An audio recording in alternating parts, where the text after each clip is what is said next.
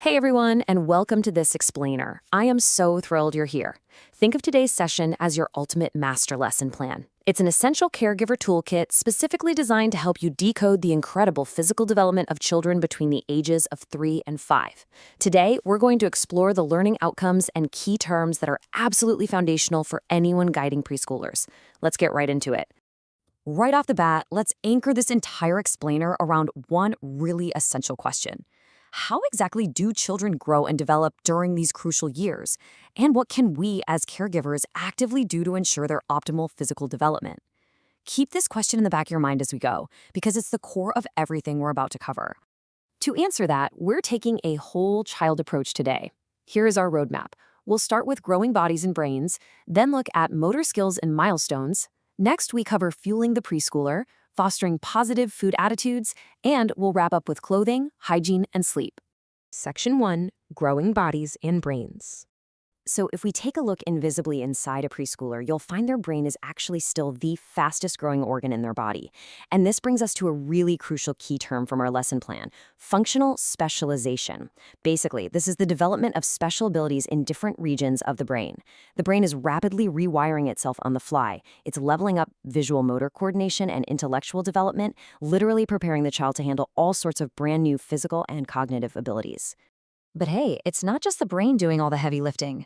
Look at how the internal organs are transforming too. The heart is maturing to establish a slower, much steadier rate, while blood pressure actually goes up a bit. The lungs, they're maturing so the child can take those deeper, adult-like chest breaths. And, absolutely crucial for us as caregivers, the bladder is maturing, which naturally leads to fewer toileting accidents. All of this invisible biological maturation is the foundation for the outward behavior you do see.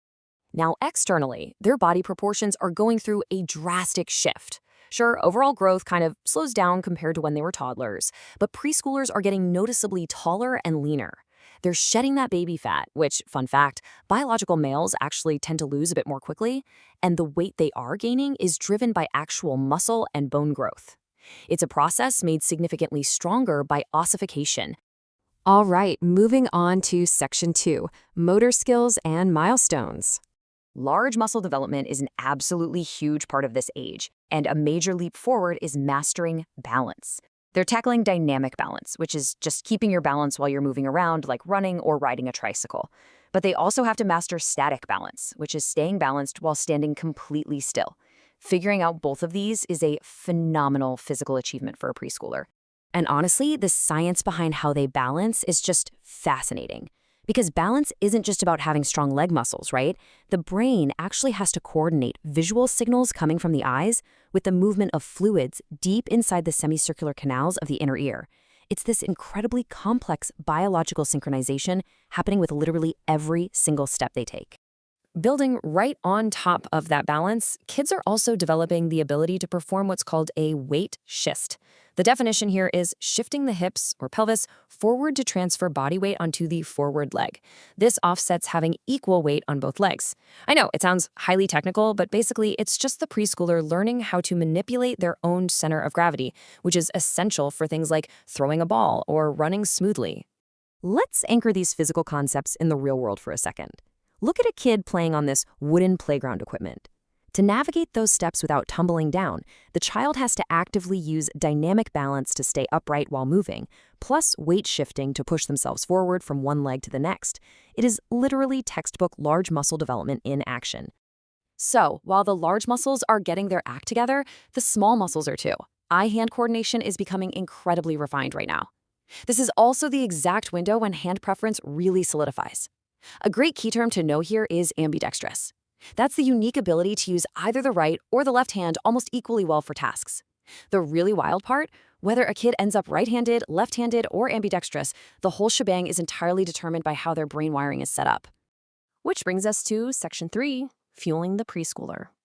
Because a child's diet has to provide enough raw materials for all this explosive brain and body growth, a caregiver's absolute priority has got to be nutrient-dense foods. We're talking about foods packed with lean protein, complex carbs, healthy fats, vitamins, and minerals, but with relatively few calories. If they aren't getting these specific nutrients, it can literally stall a child's physical and cognitive development. It's that serious. And we have to contrast those with empty calories. You know the ones. Foods that give the body quick energy, like solid fats and sugars, but have basically zero actual nutrients. Giving kids too many empty calories doesn't just set up awful food habits early on. Consuming too much fat and salt at this specific age can actually significantly increase the child's chances of developing a high blood pressure in their later years. Definitely something we want to avoid.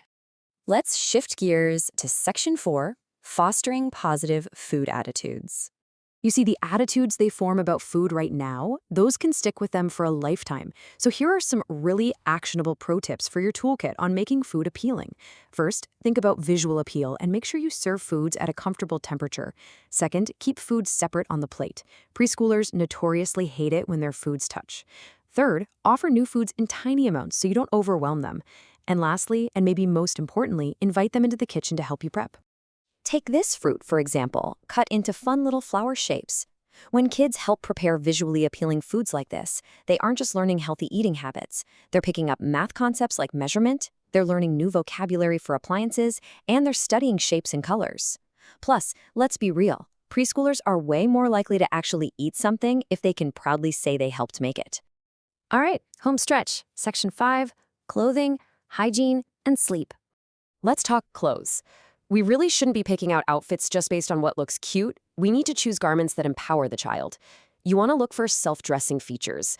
Think large slip-over openings, shirts that open in the front instead of the back, elastic waistbands, and super easy fasteners, like big zippers or shoes with self-adhesive straps. These aren't just fashion choices. They're actual tools that directly support a child's developing fine motor skills and build up their independence. Moving on to hygiene. Like we learned earlier, their bladders are maturing, so honestly, time usually cures most toileting accidents. But there is a key term you should know from the lesson plan, and that's in your recess. This is defined as involuntary urination 2 or more times a week for at least 3 months by a child who is over 3 years old. Having this specific definition in your toolkit helps you know when an accident is just an accident and when it might actually require a bit more focused attention. And finally, let's talk about sleep. The big, crucial takeaway here is that a preschooler needs between 10 and 13 hours of sleep every single day. The younger ones will definitely lean toward the higher end of that range. This dedicated rest is absolutely non-negotiable, guys. It's the only way their bodies and brains can recover and lock in all of that rapid physical growth and learning we've been talking about today. Which brings us to our final thought. We kicked things off with an essential question, and I want to leave you with one to chew on. Armed with this comprehensive blueprint of a preschooler's biology, their motor movement, their nutritional needs, and their daily care routines, how will you empower the optimal physical development of the next preschooler you guide? Thank you so much for joining me for this explainer today. I really hope you're leaving here feeling fully equipped and inspired to take these tools and put them right into practice.